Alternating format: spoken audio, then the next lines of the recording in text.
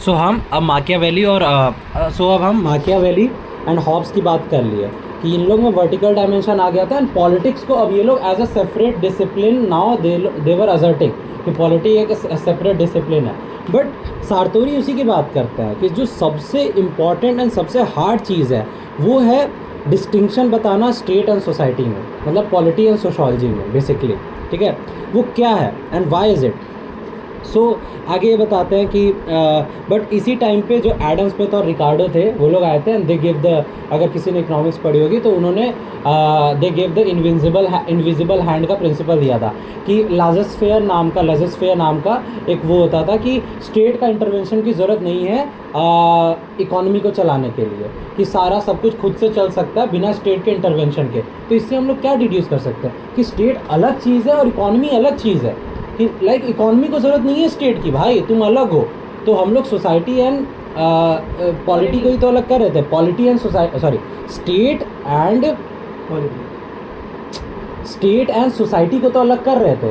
तो स्टेट तुम अलग हो, सोसाइटी अपना मैनेज कर ले रही है, इसका मतलब ये रहा जो हमने बात की कि जो इनविजिबल हैंड की बात की। And then another thing was division of labour. जो डिवीजन ऑफ लेबर है it is a purely social phenomena, बाद में डरखाइम भी इससे बात करते हैं कि division of labour is not an economic phenomena, it is not a political phenomena, but it is a social phenomena. तो अब यहाँ पे क्या बात आ रही है कि देखो भाई एक चीज़ अलग हो सकती है आपसे, कि आपका कोई ज़रूरत ही नहीं है, आप अलग हो हमसे। तो यहाँ पे एक ऑटोनॉमी दिख रही है कि स्टेट अलग हो गई इकोनॉमी से एंड इकोनॉमी अलग हो गया क्या कहते हैं एंड जो सोसाइटी वाला पार्ट हो गया अलग हो गया इकोनॉमी से। तो हम लोग को दिख रहा है यहाँ पे एक लाइन ड्रॉ हो रही है कि इनका अपना काम है कि स्टेट तुम्हारे बिना इकोनॉमी चल सकता है, इकोनॉमी तुम्हारे बिना सोसाइटी भी चल सकती है। इसका मतलब क्या हुआ, ऑटोनॉमी, कि तुम्हारे बिना काम। ऑटोनॉमी का यही तो मतलब होता है कि हम आपके बिना भी सही हैं, काम कर सकते हैं एंड रहेगी हमारी existence, we are sufficient and हम रहें। तो वो अब यहाँ पे आ गया कि यहाँ पे वो बात कर रहा है। ठीक है, देन हम नीचे जाएंगे, लिबरलिज्म वाला पार्ट हटा देते हैं क्योंकि वो पढ़ सकते हैं आप। ठीक है, लिबरलिज्म वाला पार्ट हटा सकते हैं। सो अब आते हैं हम लोग सेंट सिमोन और क्या कहते हैं कॉन्ट के। हाँ, पेज नंबर जो नीचे जाते रहो, पेज नंबर बस नीचे जाओगे मिल जाएगा।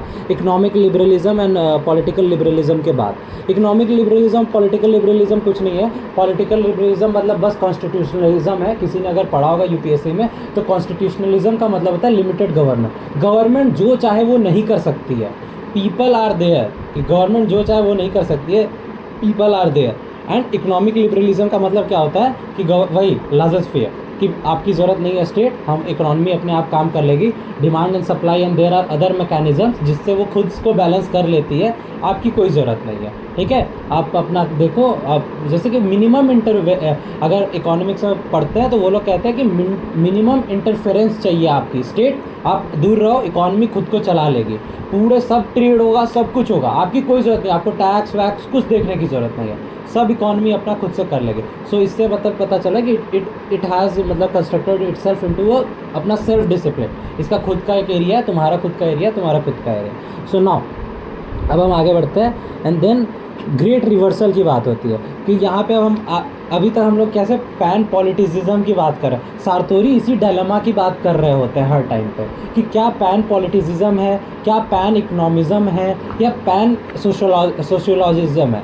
सो पैन सोशियोलॉजिज्म मतलब क्या होता है कि सोशोलॉजी सब कुछ चलाती है, सोसाइटी सब कुछ चलाती है, सोसाइटी से ही पॉलिटी है, सोसाइटी से ही इकोनॉमी है, सोसाइटी से ही रिलीजन है, सोसाइटी से सब कुछ है। जैसे मार्क्स ने कहा कि इकोनॉमी है, इकोनॉमी से सब कुछ है, पॉलिटी सोसाइटी रखा कि सोसाइटी सब कुछ है और आप सब एक सेकेंडरी चीज़ें हो, आप सोसाइटी से ही आप सब कंट्रोल हो जाओगे। सो इन्होंने ये कहा सेंट सिमोन और क्या कहते हैं अगस्ट कॉम्ट के आने के बाद ये हो गया।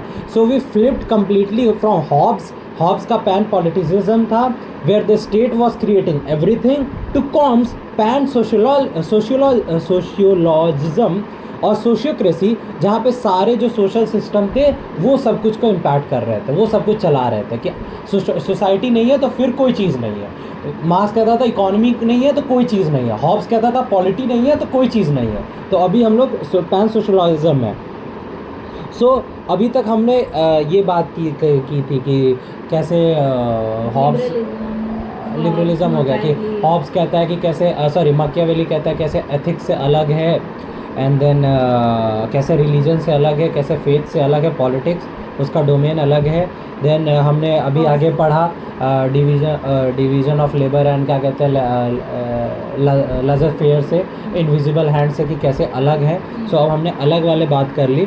तो दिस अब वहाँ पे मैंने उसमें ये लिखा है कि हमने कंप्लीट कर लिया डिफ्रेंसिएशन प्रोसेस को कि अलग है, but the problem is identity crisis आ जाती है। पॉलिटी को अलग तो डिफाइन कर लिया, अलग है, बट क्या व्हाट इज यहाँ पे जैसे कि पढ़ोगे, so politics is distinct, but distinct as what, क्या डिस्टिंक्ट है बताओ तो, क्या डिस्टिंक्ट है? बट लाइक वो थी ना, बाउंड्री लाइन नहीं कर पा रहे कि like this is different, segregate नहीं कर पा रहे थे एलिमेंट्स। तो अभी तक तो हमने किया ना, जैसे एथिक्स से अलग कर दिया था, माकियावेली ने एथिक्स से रिलीजन से अलग कर दिया, हॉब्स ने तो कह दिया कि सब कुछ ही कंट्रोल में आता है, सब कुछ ही उसके नीचे है, कोई भी चीज़ उसके बराबरी पे नहीं है, इट इज़ द सुप्रीम और इसी से सब कुछ हो रहा है। एंड देन हमने वो लेजर फेयर है इनसे बात कर तो रहे थे, अलग करने की कोशिश कर रहे थे, बट द प्रॉब्लम वॉज कि हम लोग आगे बढ़ते हैं एंड देन कहते हैं कि सारतोरी कहते हैं कि आइडेंटिटी क्राइसिस क्या थी कि पॉलिटिक्स इज डिस्टिंक्ट, ये तो पता चल गया,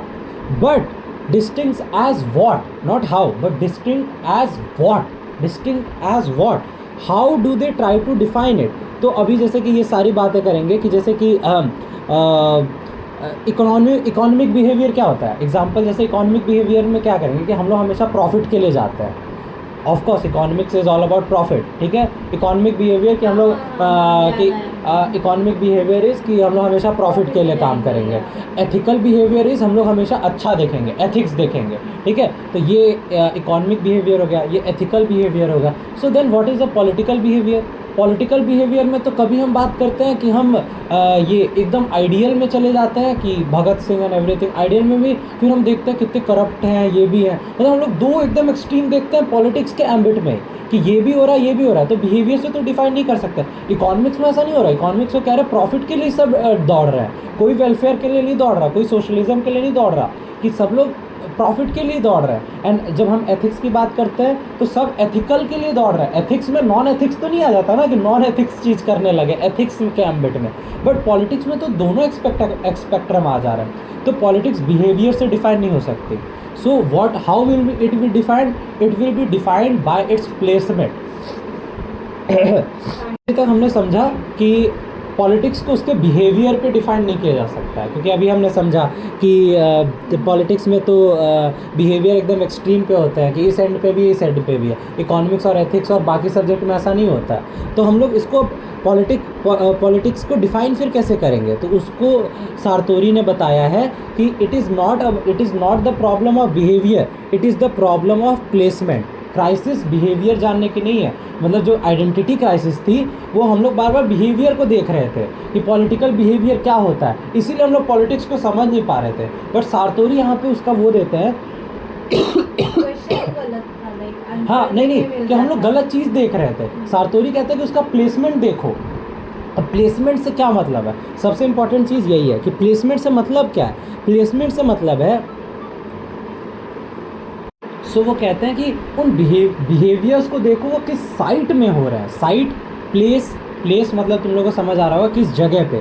बेसिकली वो कहना क्या चाह रहे थे, तुम देखो गवर्नमेंट अपैरेटस को, लेजिस्लेचर को, एग्जीक्यूटिव को, कोर्ट को, ब्यूरोक्रेसी को, ये कह रहे थे वो कि यहाँ पे जो भी काम हो रहे हैं, यहाँ पे जो भी हो रहा है वो पॉलिटिक्स है। That is the ambit of politics, not a political behaviour. Political behaviour जो इस जगह पे हो रहा है, यहाँ पे जैसे लिखा है primarily this means the state and its government apparatus, legislature, executive, court, bureaucracy. So defining politics by its location gives it a distinct domain. Just like economics has economic market, sociology has the broad social system या society। हम लोग क्या sociology में क्या पढ़ते हैं? Society एक placement देखते हैं, सोसाइटी का पढ़ रहा है। इकोनॉमिक्स में हम लोग सारे सब कुछ जो भी पढ़ते हैं वो मार्केट प्लेस के अंदर, वो हम लोग उसका प्लेसमेंट देखते हैं कि जो भी मार्केट प्लेस के अंदर हो रहा है वो इकोनॉमिक्स है, जो भी सोसाइटी के अंदर हो रहा है वो सोशोलॉजी है। तो पॉलिटिकल साइंस क्या होगा? जो भी ये सारी चीज़ें, जो भी state and its government apparatus के अंदर हो रहा है वो पॉलिटिक्स है। तो वहाँ पे इनका ख़त्म होता है कि ना वी हैव आइडेंटिटी क्राइसिस, अभी हमने इनकी सॉल्व कर दी कि बिहेवियर देख के नहीं, क्योंकि बिहेवियर बहुत एक्सट्रीम था हमने देखा, एंड हमने फिर जाके देखा कि बिहेवियर कहाँ पे हो रहा है वो जगह देखो। क्योंकि आप देखोगे कि स्टेट के अंदर कोई बहुत ये वाला आइडियल बात करेगा, कोई बहुत करप्ट बातें, कोई बहुत करप्ट होगा, है पॉलिटिक्स ही। तो अभी तक तो अलग था, बिहेवियर के नज़रिए से देखेंगे कि ये अलग है ये अलग है, तो दोनों पॉलिटिक्स कैसे हुआ। लेकिन आप देखो कहाँ हो रहा है, स्टेट के इनसाइड हो रहा है, okay then it is politics. अब हम डिफाइन कर सकते हैं नहीं दोनों पॉलिटिक्स ही हैं। अभी तक हम लोग समझ नहीं पा रहे थे कि यार ये इसका ये चीज़ तो अलग है, ये अलग है, फिर दोनों पॉलिटिक्स के अंदर कैसे आ गए, क्योंकि उन लोग का आप साइड देखो, आप साइड देखो वो कहाँ पे हो रहे हैं, लोकेशन देखो, तो वो हो गया। And now we jump to the next part कि इस हिसाब से तो ये जो 19th सेंचुरी में था कि इस हिसाब से जैसे हमने बात किया कि देखो कहाँ पे हो रहा है, इस हिसाब से 19th सेंचुरी तक तो ये सारी चीज़ें बहुत आप सिंपली देख सकते थे, बट 20th सेंचुरी में आते ही ये सारी चीज़ें ब्लो अप हो जाती है। ब्लो अप मतलब क्या यार, लेकिन हर जगह हो रहा है पॉलिटिक्स इस हिसाब से, तो इस हिसाब से तो हर, बस अब स्टेट में नहीं रहा, बस अब ब्यूरोक्रेसी में नहीं रहा, बस अब लेजिस्लेचर में नहीं रहा। ये 19th सेंचुरी की बात सही है कि हाँ ऐसा हो रहा होता है, बट अब देखो तो पॉलिटिक्स हर जगह है, like the location, the site, every site is now political. कि यूनिवर्सिटी में भी पॉलिटिक्स हो रही है, हर जगह पॉलिटिक्स हो रही है, सोशल मूवमेंट हो रहा है, हर जगह पॉलिटिक्स है। तो जैसे आशीष सर का पॉइंट आ जाता है कि एवरीथिंग सीम्स पॉलिटिकल नाउ। मेरे को तो लगता है सर इस पर क्वेश्चन भी दे सकते हैं डायरेक्ट इसे कि हाउ एवरीथिंग इज़ पॉलिटिकल। तो इस पर डायरेक्ट ऐसा मतलब बहुत बार मैंने उनको बोलते देखा है कि हम लोग यूबिक्विटी के देखते हैं कि पॉलिटिक्स अब हर जगह है। इसको सारतोरी क्या कहते हैं, मासिफिकेशन एंड डिफ्यूजन ऑफ पॉलिटिक्स, की पॉलिटिक्स अब हर जगह है। 19th सेंचुरी में ऐसा नहीं था, 19th सेंचुरी में politics was limited to location, but अब सारे लोकेशन पे ही हो रहा है। अभी भी वो ट्रू है जो हमने उसका आइडेंटिटी क्राइसिस सॉल्व किया था कि पॉलिटिक्स को जानना है कहाँ हो रहा है, वो देखो कि उसका लोकेशन देखो, साइट देखो, बट अब हर जगह ही साइट हो रहा है, साइट ही हर पूरे जगह साइट पे हो रहा है। सो अब हम लोग इसको वो कहते हैं कि अब नया एक प्रॉब्लम आ जाता है, the massification and diffusion of politics, जैसे वो आगे इसको कहता है, ठीक है। एंड अब मासिफिकेशन की वजह से क्या हुआ, हॉरिजॉन्टल वापस आ गया। हॉरिजॉन्टल कैसे वापस आ गया, डेमोक्रेसी देखो, डेमोक्रेसी में तुम्हारे पास पावर है, तुम जाके प्रोटेस्ट कर सकते हो, यू आर नाउ पॉलिटिकल। अब ज़रूरी नहीं कि पॉलिटिकल चीज़ होनी हो तो क्या कहते हैं वो स्टेट के अपरेटस में होगी, वो क्या कहते हैं लेजिस्लेचर में होगी, वो जुडिशरी में होगी, ब्यूरोक्रेसी में होगी। अब हर एक इंसान पॉलिटिक्स कर सकता है, we can be the part of politics, we go give votes, we give. 19th century में वोट देने जाना था, नहीं जाना था, बट अब पावर सबके हाथ में आ चुकी है। सो वहाँ पे कहते हैं कि हॉरिजॉन्टल लेवल वापस आ जाता है कि अब हम लोग जैसे हॉरिजॉन्टल का क्या मतलब था, जब वापस जाओ वहाँ पे कि इक्वल वाला आ जाता है नोशन की, जहाँ पे political and social life same था एंड सारे सिटीजन्स बराबर के थे, सबके पास बराबर का हक था, जो रोमन और ग्रीक के टाइम पे था। फिर माकियावेली आता है तो कहता है कि नहीं, पावर एक हायरार्की वाला टाइप, कमांड वाला टाइप। अब हम लोग वापस बात कर रहे हैं, it has again become horizontal. But फिर देन सारतोरी कहते हैं कि ठीक है, तो अब अगर जानना है कि power outside the power must if the site is everywhere, is it a distinct site? तो ये अब नया क्राइसिस है। सारतोरी बहुत क्राइसिस की बात करते हैं, पहले तो आइडेंटिटी क्राइसिस की बात कर रहे थे, फिर हम लोग वो पहले वाले क्राइसिस की जब सेम ही है तो अलग कैसा, मतलब वो वाला बात कर रहे थे। तो अब हमारा एक नया क्राइसिस आ जाता है, इफ़ द साइट, हमने अभी बात की ना कि साइट हर जगह है, कि यूनिवर्सिटी में भी हो रहा है, रोड पे भी हो रहा है, हर जगह पॉलिटिक्स हो रहा है, साइट तो हर जगह आ गई। सो अगर if the site is everywhere, is it really a distinct site? वो कहता है ना, अगर सब कुछ ही हो जा रहा है तो फिर वो सब कुछ, if everything then it is nothing हो जाता है, ऐसा बोलते हैं ना कि अगर ये हर चीज़ ही है तो तब तो ये तो नथिंग पे ही आ गया ना। तो वो डिस्टिंक्ट साइट कैसे हुई, दैट्स द हार्ट। तो इस हिसाब से देखें तो जो पावर है वो फॉर्मल स्टेट के बाहर भी हो सकती है, जैसे कि MNCs को देख लो, जो मल्टीनेशनल कंपनीज़ हैं वो भी हमारे लाइफ को बहुत भयंकर तरीके से इफेक्ट करती हैं। दे हैव एब्सोल्यूट, मतलब बहुत पावर होती है। MNC वॉर लड़वा देती हैं, जैसे ब्लैक रॉक जैसी बड़ी बड़ी कंपनियां हैं जो USA में हैं, या जितने भी तुम्हारे को लगता है ये एम्यूनिशन, ये वॉर्स क्यों होते हैं, जितने भी वॉर्स होते हैं, जितने भी ये जैसे ईरान में हुआ, ये सब क्यों हो रहा है, किसी को अगर जो सिविल वॉर हो रहा है, ये जो बड़ी बड़ी कंपनियां, ये लोग वॉर करवाने की ताकत रखते हैं। तो इस हिसाब से तो ये लोग स्टेट के हिसाब पे बराबरी पे आ गए। सो ये तो हुआ कि फिर पॉलिटिक्स रहा क्या। अभी तो हम बात करते स्टेट एंड गवर्नमेंट अपैरेटस को पॉलिटिक्स कहेंगे।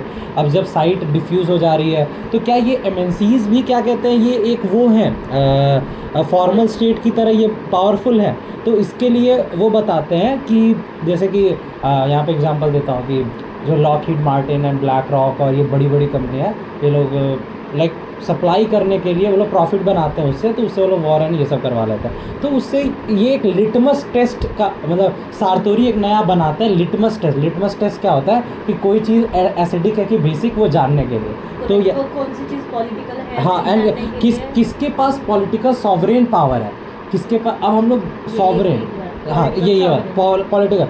तो अभी हम लोग डिस्टिंक्शन कर रहे हैं स्टेट। अब एक स्टेट है, जैसे हमने कहा कि ये it is like political thing, it is the political authority. तो स्टेट जो है, तो एक एमएनसी भी तो स्टेट की तरह काम कर रही है। वो वॉर लड़वा ले रही है, उसके पास पावर है, वो हमारे लाइफ को इफेक्ट कर सकती है। तो उसके और उसके में इसमें डिफरेंस क्या हुआ, तो उस डिफरेंस की बात कर रहे हैं। The difference is the political sovereign power. Political sovereign power का मतलब क्या कि यहाँ पे एक टर्म यूज़ हुआ है एर्गा ओमनेस। एक कोने में स्टेट लिटमस टेस्ट वाला जहाँ लिखा है उसका, do they have the binding command, do they have the binding command. मतलब लेकिन अब देखो स्टेट और एमएनसी में फ़र्क क्या हुआ। एमएनसी अगर जोर जोर से शाउट कर दे, सब लोगों को मेरी ये बात माननी है कि ये होगा, क्या ज़रूरी है कि लोग उसको फॉलो करें? नहीं। लेकिन अगर स्टेट बोले सबको टैक्स भरना है, भरना पड़ेगा, वी विल हैव टू पे द टैक्स, और अगर टैक्स पे नहीं किया तो क्या होगा, पहले फ़ाइन लगेगा, और टैक्स फ्रॉड करने की कोशिश किया तो क्या होगा, जेल जाएंगे, पुलिस आएगी एंड एवरीथिंग। तो स्टेट के पास ये है एर्गा ओमनेस, ये है जो डिफ्रेंशिएट करता है एक सॉवरेन पावर को then from just a political power.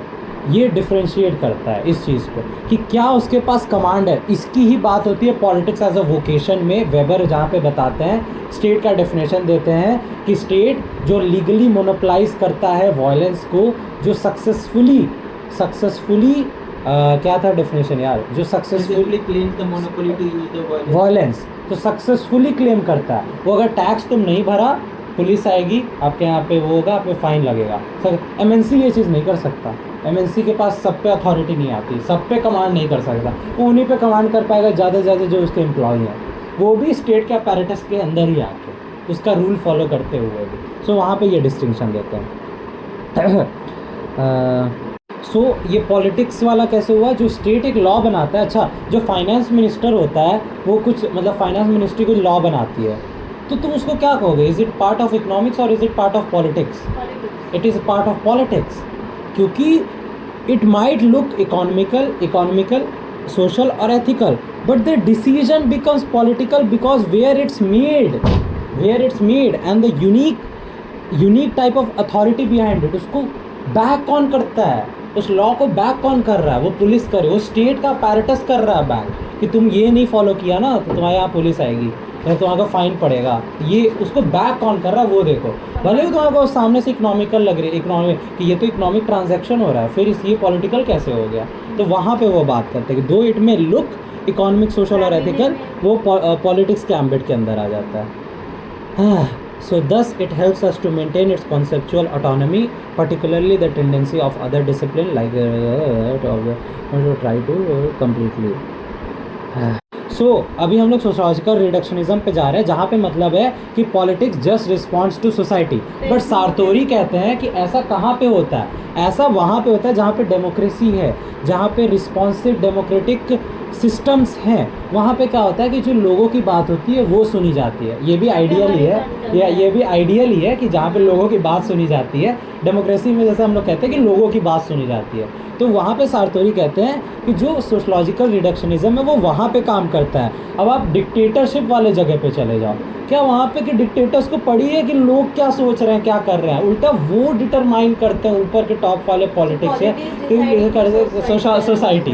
तो वहाँ पे सारतोरी यहाँ पे वो कहता है कि रिस्पॉन्सिव डेमोक्रेटिक सिस्टम्स में, जहाँ पे डेमोक्रेटिक सिस्टम, वहाँ पे तो तुम क्या लो कि सोशलॉजी पॉलिटी को कंट्रोल कर रही है, कि जो सोशल सारे सोसाइटी के लोग हैं ये लोग मिल के क्या कहते हैं पॉलिटिक्स को क्या कहते हैं कंट्रोल करते हैं। अब आप नॉन डेमोक्रेटिक सिस्टम में जाओ, वहाँ पे जो पॉलिटिक्स है वो सोसाइटी को कंट्रोल कर रही है। तो यहाँ पे सारतोरी ये बताता है। सो बेसिकली यही था कि सोशियोलॉजिकल रिडक्शनिज्म सोशलॉजिकल रिडक्शनिज्म का कहने का मतलब था कि जो सोशलॉजी है, जो सोसाइटी है, उस पे डिपेंड, वो पॉलिटी उन पे डिपेंड कर रही है कि जो सोसाइटी कहेगी उस हिसाब से पॉलिटी चलेगी।